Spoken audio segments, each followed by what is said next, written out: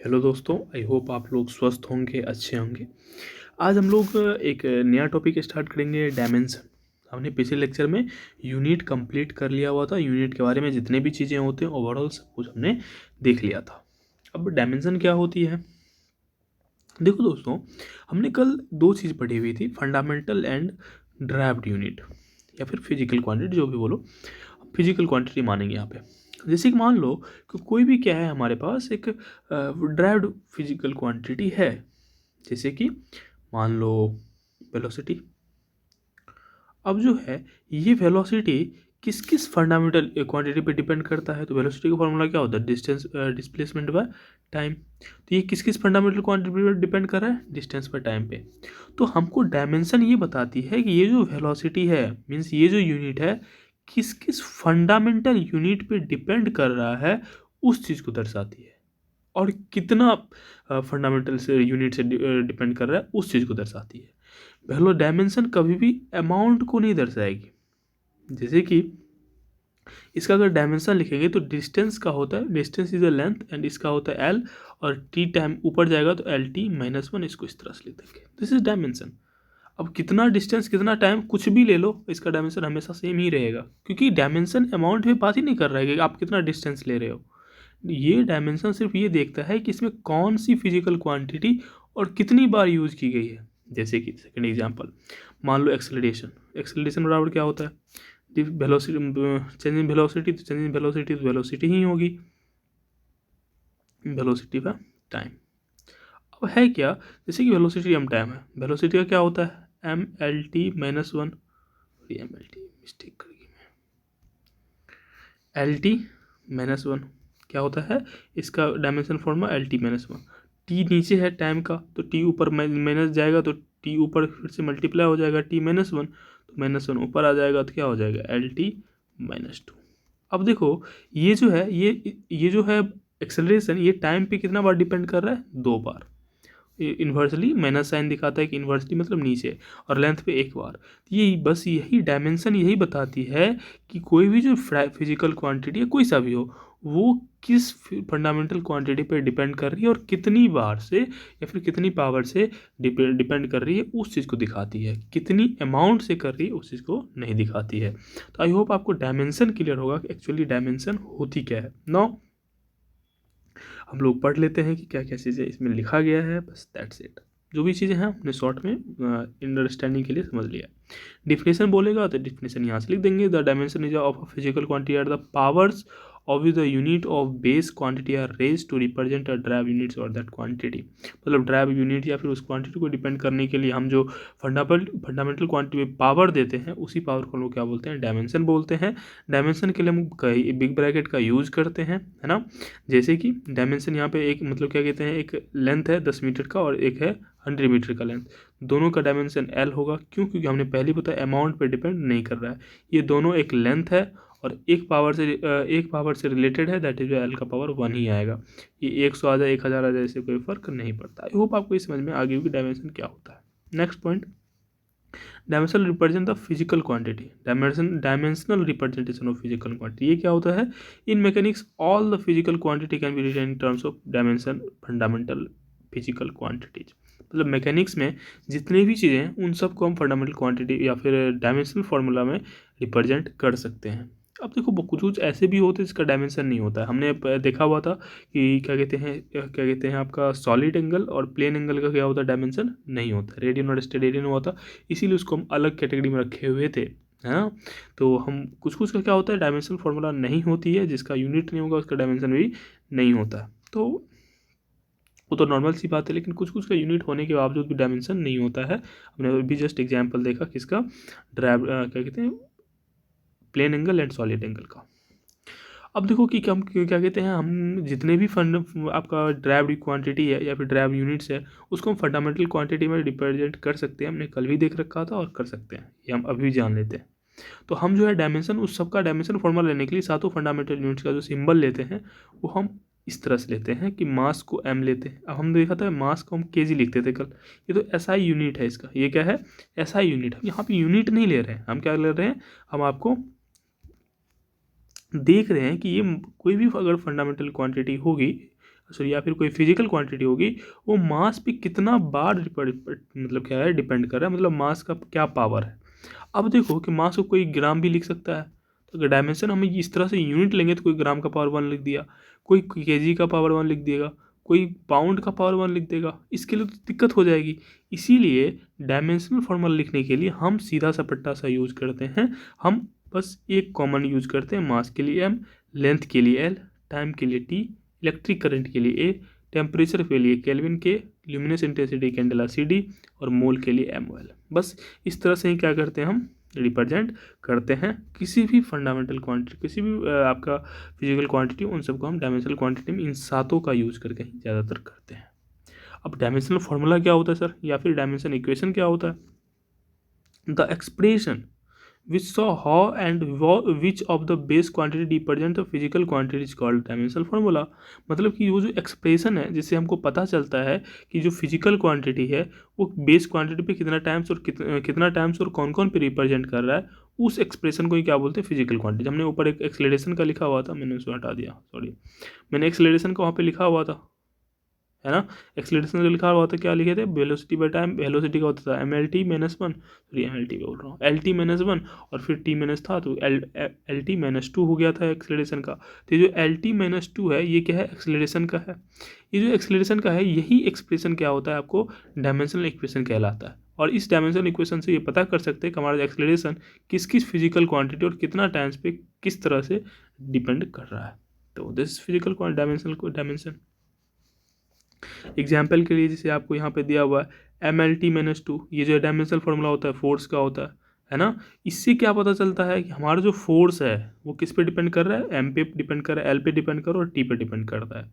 Further we represent force by बराबर MLT is called the dimensional equation. और इसी जो हम अब F बराबर लिख देते हैं ऐसे इस तरह से, इसे क्या बोलते हैं कि डायमेंशनल इक्वेशन। कोई बड़ी चीज़ें डिफरेंस इसमें नहीं है। डायमेंशनल फार्मूला जैसे हमने ये देखा सिर्फ इतना लिखा, तो ये क्या हो गया आपका डायमेंशनल फार्मूला। और जब F बराबर इस तरह से लिख दिए इसे क्या बोल देंगे डायमेंशनल इक्वेशन।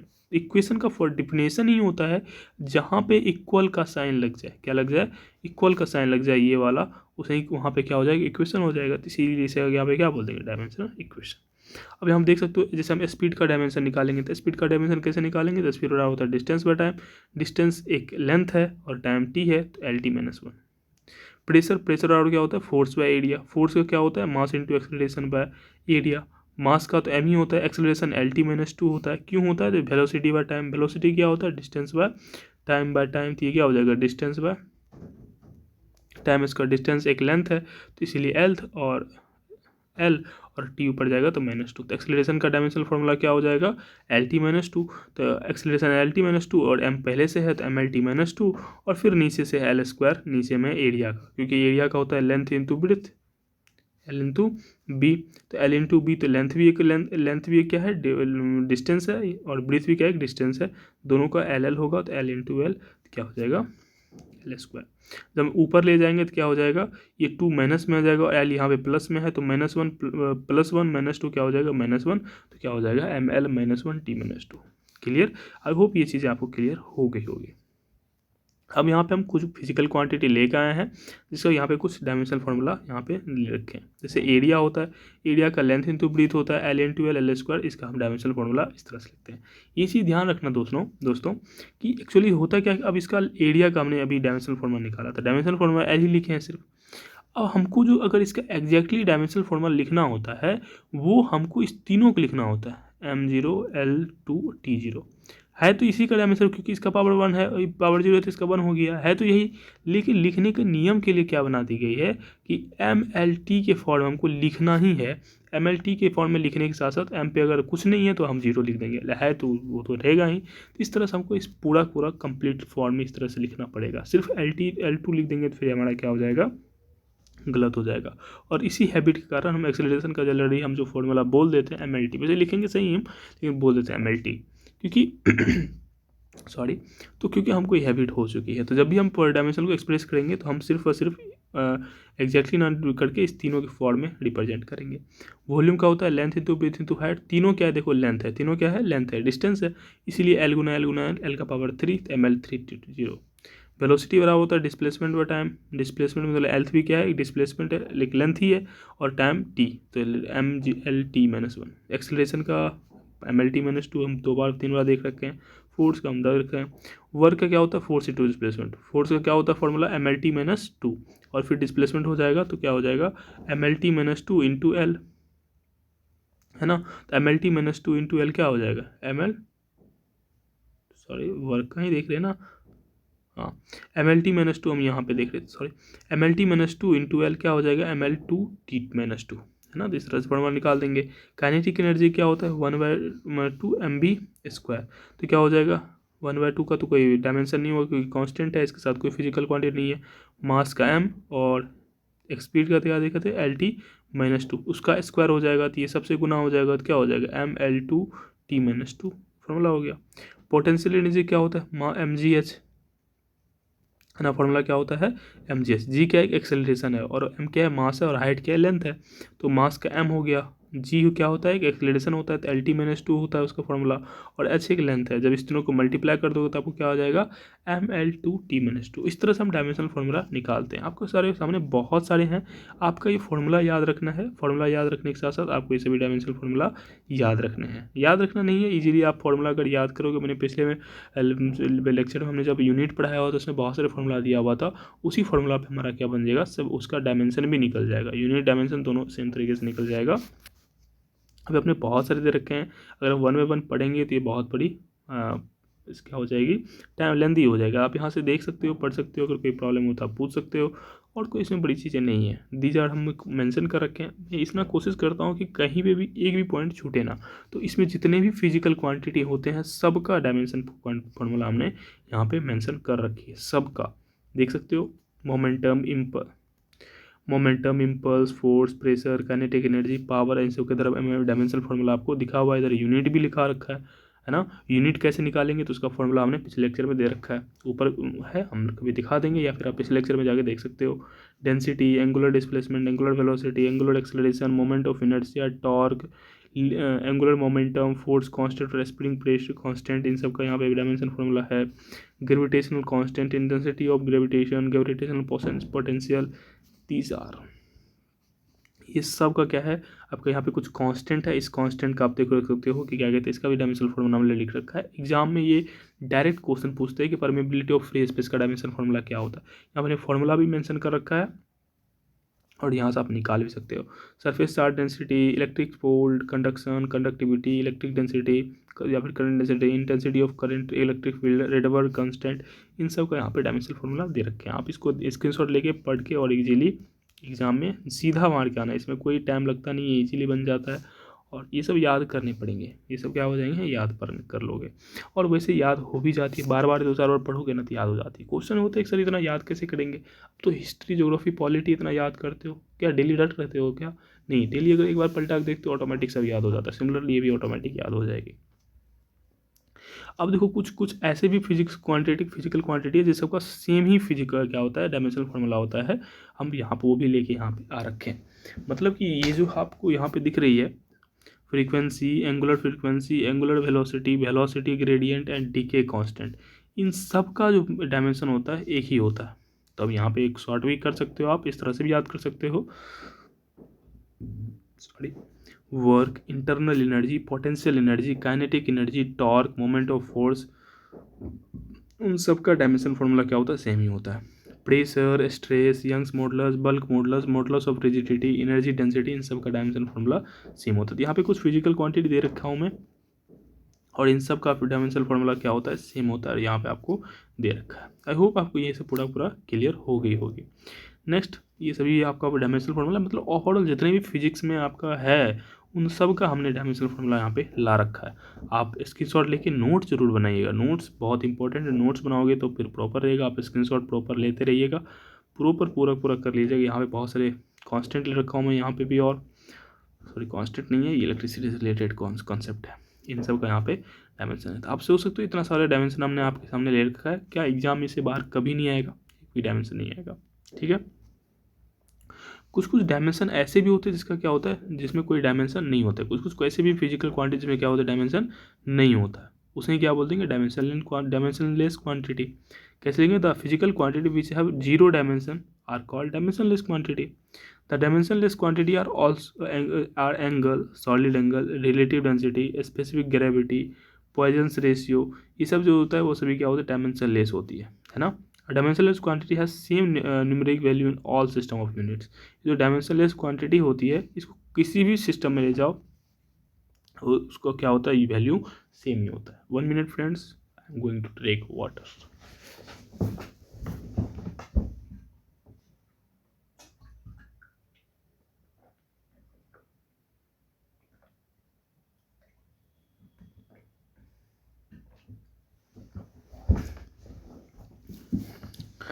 नौ. तो ये जितने भी डायमेंशनलेस क्वांटिटी होता है आप किसी भी सिस्टम ऑफ यूनिट, हमने कल पढ़ा था MKS, CGS, FPS, किसी भी सिस्टम में सबका वैल्यू क्या होता है? सेम होता है. अब ये डायमेंशन का यूज क्या क्या होता है? तो मेनली 3 यूज होते हैं. कौन कौन? आप इक्वेशन जो है सही है या फिर गलत है उस चीज़ को समझने के लिए आप डायमेंशन का यूज कर सकते हो. To establish the relation among the physical quantity, physical quantity के बीच में रिलेशन एस्टैब्लिश करने के लिए आप डायमेंशन फॉर्मूला का यूज कर सकते हो. Third, to convert unit from the system of another system, एक सिस्टम से दूसरे सिस्टम में कन्वर्ट करने के लिए आप क्या कर सकते हो? डायमेंशन फार्मूला का यूज कर सकते हो. तो ये तीनों क्या होते हैं? यूजेज होते हैं. क्लियर?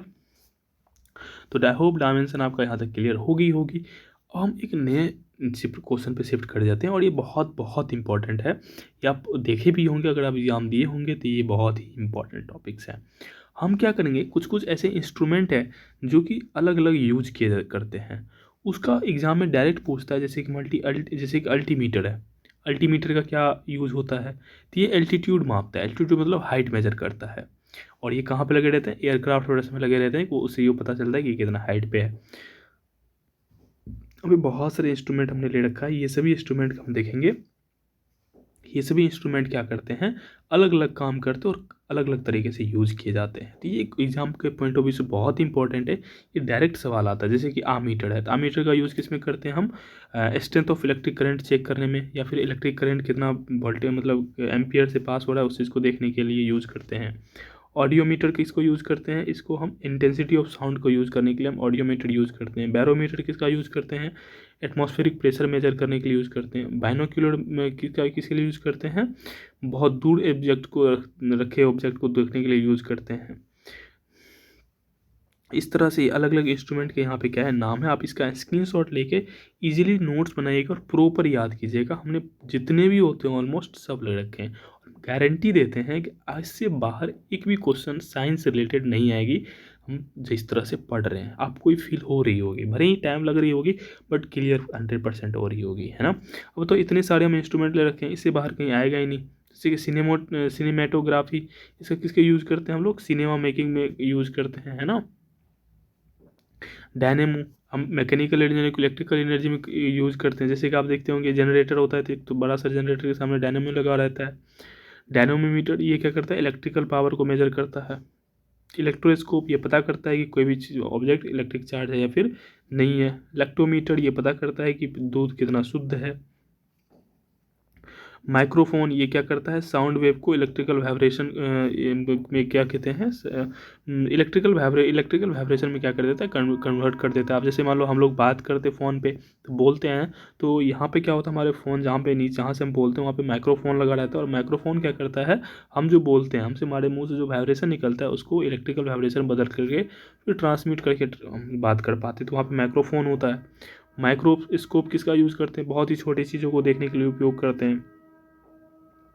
यहाँ पे आपको बहुत सारे यहाँ पे इंस्ट्रूमेंट दे रखे हैं, बहुत सारे इंस्ट्रूमेंट.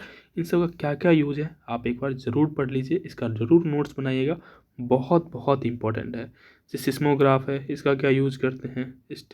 स्टेनोमीटर है, सोनोमीटर है, स्पेक्ट्रोमीटर है, स्पीडोमीटर. स्पीडोमीटर किस लिए यूज़ करते हैं? किसी भी व्हीकल का स्पीड डिटेक्ट करने के लिए यूज़ करते हैं.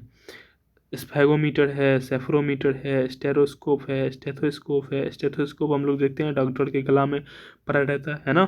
ये देखता है हमारे हार्ट बीट को क्या करता है? यहाँ पे मेजर करता है. स्ट्रेबोस्कोप है, टेक्टोमीटर है, टेलीस्कोप है, थर्मोमीटर है, थर्मोसाल्ट है, वोल्ट मीटर है, वर्नियर कैलिपर्स है. ये किसी भी लेंथ को मेजर करने में यूज़ की जाती है. तो ये सभी क्या है? इंस्ट्रूमेंट्स है जो कि हमने देख रखा है और इसका अलग अलग तरीके से क्या है? यूज है. तो हमने 2 पॉइंट्स को आज कवर किए हैं। हम लोग जो है एरर्स को कल कंप्लीट कर लेंगे, फिर इसके ऊपर कुछ वीडियोज़ लाए, मतलब कुछ क्वेश्चंस लाएंगे, तो कल का लेक्चर में हमारा पूरा चैप्टर खत्म हो जाएगी, मतलब नेक्स्ट चैप्टर में, नेक्स्ट क्या कहते हैं क्लास में। तो हम नेक्स्ट क्लास में कहाँ से स्टार्ट करेंगे, एरर्स इन मेजरमेंट और फिर सिग्निफिकेंट फिगर, 2 पॉइंट बचे हैं जो कि हम फर्दर क्लास में कवर कर लेंगे। आई होप आपको यहाँ तक के सभी पॉइंट क्लियर होगी। फिर मिलेंगे नेक्स्ट वीडियो में। Thank you so much for watching this video. जय हिंद।